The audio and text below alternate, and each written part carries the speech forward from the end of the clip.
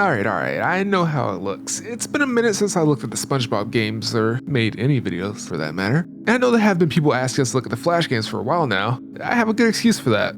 Okay, I don't. But it's finally time to look at some Spongebob Flash games. Let me just pop open Flashpoint, type in Spongebob, and oh, that's a lot of Flash games. Way too many. After typing in Spongebob, there are 761 games here, and I know that's not all of them because Flashpoint still adds games as far as I know. Though it may be less too because I'm only going to be doing games that were on the nick.com site. Okay, here's what I'm going to do. I'm going to tackle this one row at a time, and it's ordered by when it got added to Flashpoint. There's 6 in a row, and that seems like a good number seeing as these are Flash games we're talking about. I mean, how much can I really talk about one Flash game? Also, if you tell me the games you want to see, I'll try and prioritize those, so leave in the comments what you actually want to see if we haven't looked at it already. I want to tackle all the Flash games on this list, but no promises. Like, really, there are 700 plus games here. Why did they make so many SpongeBob Flash games? Anyway, the best chance to see that goal completed is by having a good amount of likes on this video. I'm a simple guy, I don't need a lot of likes. I just want to know that there's a general interest in this video series, so leave a like if you want to see more of this. I can't figure out how to sneak in a reason why you should subscribe, but you should do that as well because the good YouTuber said so. Alright, let's check out these SpongeBob Flash games.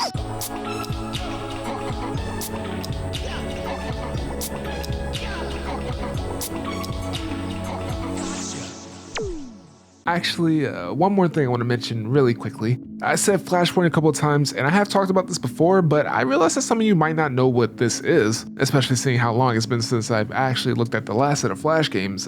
Links to those videos in the description, and maybe a playlist. So Flashpoint is a Flash game preservation project aiming to give all Flash games and other Flash media a home that hopefully won't get dunked on like Flash on internet browsers. All your favorite web games from your childhood are not lost to the annals of time. Instead, they're in a nice, pretty program. It's amazing, and you should absolutely give it a try if you have the chance. I'll leave a link in the description to that as well. Okay, now with that out of the way, let's look at the first game. First one up to the table, we have SpongeBob's Pizza Toss, and what do you know, I actually vividly remember playing this game as a kid. But this doesn't look at all how I remember. It looks like a high quality version of the game I know. It plays exactly the same though. Scratch that, it actually does feel pretty bad compared to what I remember. So up, down, left, right. That's pretty obvious, though when you break hard and jumping takes all agency away from you. The throwing the pizza part is what really gets me though. Space bars to throw the pizza high up to people hanging out of their windows, which is fine, that makes sense. But to throw the pizza to people that are waiting by their doors, you have to press control and space at the same time. This might sound like nothing, but half the time it doesn't even throw the pizza correctly, and I swear I'm pressing both the space bar and control at the same time. And that's only part of the problem. I can't really tell when I'm supposed to throw them, and it feels like it'll lock on sometimes and other times it doesn't. It especially happens with the higher up people. I think they're purposely dropping them to piss me off. Look at them. They'll go right past them and slide down their wall like some Nickelodeon slime, and I get the blame for it. Also, the obstacles can get absurd. I don't even know why half of these people are on the street waiting for me to hit them. They must be running some insurance scam because that's the only thing that makes sense to me. And there will be points where they make it really hard to dodge, especially when I'm trying to focus on where I need to throw that pizza.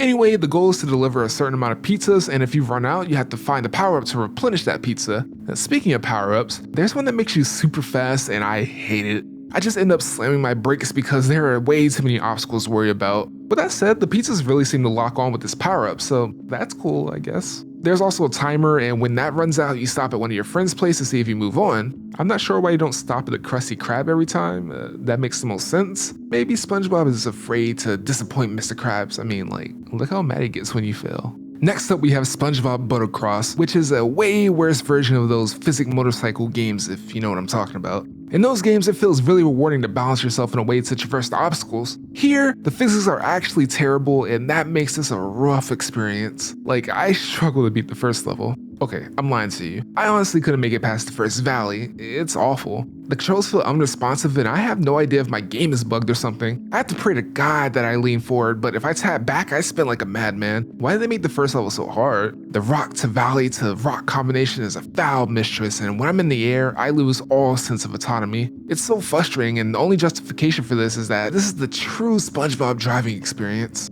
Spongebob Atlantis Squarepantis is an interesting game. This was obviously a tie-in to the Atlantis Squarepantis special, and the game is handling the ride to Atlantis itself. You have to get through 2 mazes and make it to the end before your gas runs out. Simple enough, and I really like how the center of the screen is dedicated to showing off how the bus is moving through the maze. Of course, there are some obstacles, moving walls and regular walls. There are music notes that will either fill your gas or deplete it depending on what color it is. And then there's the kelp, the rocks, and the jellyfish. Running into any of these makes you do a micro game. The rock requires you to smash them, the jellyfish needs you to pull them off with a fishing rod, and the kelp has you sliding your mouse to push it off. For some reason, the kelp minigame requires so much more effort when you're in the second maze. I think it's because SpongeBob, for some asinine reason, decides to handle the task of pushing a bus instead of letting Sandy do it like she was doing.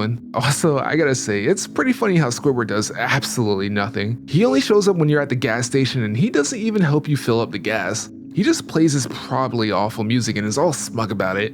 All in all, this is a nice little game to play, and it's kind of fun going for the higher scores while racing against the clock. And Squidward is not allowed on any more road trips. Ban him. SpongeBob Pyramid Peril is literally just a SpongeBob themed Cubert. Not even the weird Cubert sequels. Seriously, look up a speedrun of Cubert 3. Just regular old Cubert. Jump on the blocks, change the colors, avoid the enemies, and squish the ones who seek to undo your progress, which sounds more sinister than it is. But what can I say other than that I'm pretty bad at Cubert, especially when I have to hit a block multiple times. The controls are surprisingly bad because you play solely with your mouse and it can be pretty finicky with where you're going. I died one too many times because I jumped right off the edge when I just wanted to go down or avoid the jellyfishes. Also, Gary shows up and if you step on him, it stops time. That's cool and all, but like, listen to the sound he makes. It's horrifying. Where did they get this sound? Is that someone's cat? Next we have SpongeBob's KahRahTay contest. It's a very, very simple game. Definitely the simplest of the bunch I'm looking at today. Essentially, SpongeBob and Sandy decide to have a friendly KahRahTay match. All you have to do is click high or low on either person and it depends on what stance they're in. Hitting Sandy is a little different because you can also hit her in the gut and her stances are really confusing. I just figured out one and kept hitting that spot. But if you can get a hit 3 times in a row, you get to do a special finisher. SpongeBob's finishers on Sandy are fine, give a little hit on the helmet or honk her on the nose. In comparison though, Sandy is so violent to SpongeBob. She'll either slice SpongeBob in half or rip his frickin' arms off, man. It's insane, and we should all be so lucky that SpongeBob is a sponge because she would be off the jail. I bet Squidward is watching somewhere from a distance with glee. Finally, there's SpongeBob Ship of Ghouls, where you have to get off the Flying Dutchman ship as soon as possible, and I mean ASAP because the water is drying up and it's drying up fast. I know this is called Ship of Ghouls, but this is really the mashing game. The only way to really get down to the bottom of the ship is through these pipes, and you have to mash for dear life to even get into the tube. The amount of mashing you have to do directly correlates to how long the tube is. It's a lot of work, but you can do it, unless you're playing on the R difficulty. Then I truly believe that some of the tubes are impossible to get through without breaking my keyboard. My poor little mechanical keyboard was click-clacking as SpongeBob tried and failed to get into the tube, and he shriveled up to nothing. I despaired as this happened, knowing that there was nothing I could do, so I backed out and played on an easier difficulty because there is nothing wrong with knowing your limits. Remember that. The mashing is still kind of crazy, but it's not impossible. There is a way to help with this though, because there are 2 power-ups. The pumpkin is useless, and the slug makes sliding into a tube super easy, barely an inconvenience. I love it, and I try to get it as often as possible. In addition to this, there are spooky ghosts and things that will scare SpongeBob and make him stop for a second. That's what the pumpkin head is for, I think. I don't know, it hasn't really come up. There are also spooky scary fish that will capture you and you have to mash out of that, but the mashing required for that is so much easier, it's not even funny. There are like 3 levels, and fully off of the ship, the game challenges you to take on the higher difficulties to get a better score, but I won't do that. God can't keep giving me his strongest battles. I've been losing consistently, man. And with that, we are done with part 1 of looking at weird SpongeBob Flash games. Again, I'm sorry it's been so long, and I know people have been asking for this video. I feel like a good amount of people are subscribed for this series, so this one's for you. And hey, if you ended up liking the video, leave a like and subscribe if you want to see more. And leave a comment of any type of Flash game you think we should look at. I've been thinking about looking at other series like The Last Airbender Flash games or other sites like more Cartoon Network Flash games. Lots of videos on the way. And then, if you have made it this far in the video and want to support us more, we set up a Patreon. Wait, please don't leave. Right now, it will mostly be as a tip jar, but if you had a video you really want us to make, patrons would get higher priority. Also, you would get to vote on what the next video would be, get a shout out at the end of the videos, get videos earlier, and some other things I haven't thought of. More importantly, you would greatly help us stay consistent by not having to worry about other things to make a living. With that said, it's all optional, and I love you all the same as long as you're watching and enjoying the video. That's what matters. Anyway, before you go learning the clarinet to annoy your neighbors, have a good day. An even gooder day to our patrons, the 20th Century Boy, Mr. Steezy, Dusty, Kira, Cozy K, and Jake the Ape.